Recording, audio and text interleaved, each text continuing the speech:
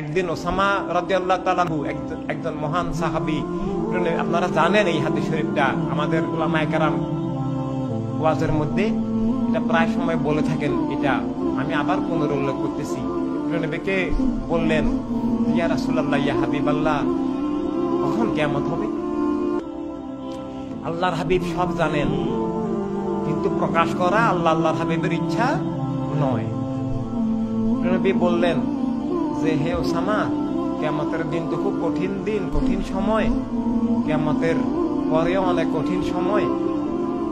তুমি বলো তো, সেই সময়ের জন্য, সেদিনের জন্য তুমি কি সম্পদ, কি সম্বল, কি জোগাড় করেছো? তোমার কি সেদিনের, তোমার কি বাঁচার উপায় কি করেছো তুমি? ওসামা রাদিয়াল্লাহু তাআলা কি বললেন? উনি এটা বলেন না, ইয়া রাসূলুল্লাহ, আমি অনেক রক্ত দিয়েছি, জিহাদ করেছি। আসলে করেছেন। আমি অনেক নামাজ রোজা করি, আমি সারাক্ষণ তাসবিহ তাহলিল জিকির আজকার করি, আমি দাড়ি টুপি জুব্বা পাগড়ি বোরকা টোরকা দুনিয়ার আমার এইসব অনেক কিছু, আমার টাকা পয়সা আসলে আমি দান সদকা করি। আমার ওসমান রাদিয়াল্লাহু তাআলা এইসব কিছুই বলেন নাই। বলেছেন, ইয়া রাসূলুল্লাহ, ইয়া হাবিবাল্লাহ, ইয়া নূরাল্লাহ, আমার কোনো আমল নাই, কোনো সম্পদ নাই, কিছুই নাই। অনেক কিছু থাকলেও ওনারা বলতেন কিছুই নাই। এভাবে শুধু বললেন যে, ইয়া রাসূলুল্লাহ, ইয়া হাবিবাল্লাহ, তবে আমার একটা সম্পদ আছে।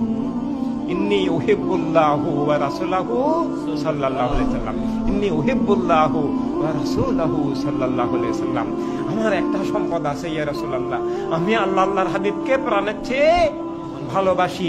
নবী কি আনসার করলেন, কি জবাব দিলেন? আনতা মান আহবাবতা, তুমি যাকে ভালোবাসো কিয়ামতের দিন হাসরের ময়দানে তুমি তার সাথেই থাকবে, তুমি আল্লাহর সাথে, আমার সাথে তুমি আজকের দিন জান্নাতুল ফেরদাউসে থাকবে। এভাবে আমি যেখানে তুমি সেখানেই থাকবে।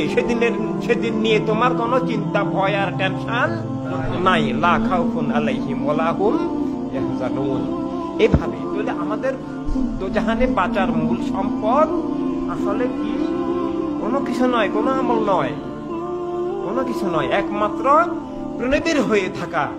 এবং প্রণবীর হওয়ার অর্থই হলো প্রণবীর দুশ্মনদের বিরুদ্ধে আমরা চির অবসীম সংগ্রামী হয়ে থাকবো।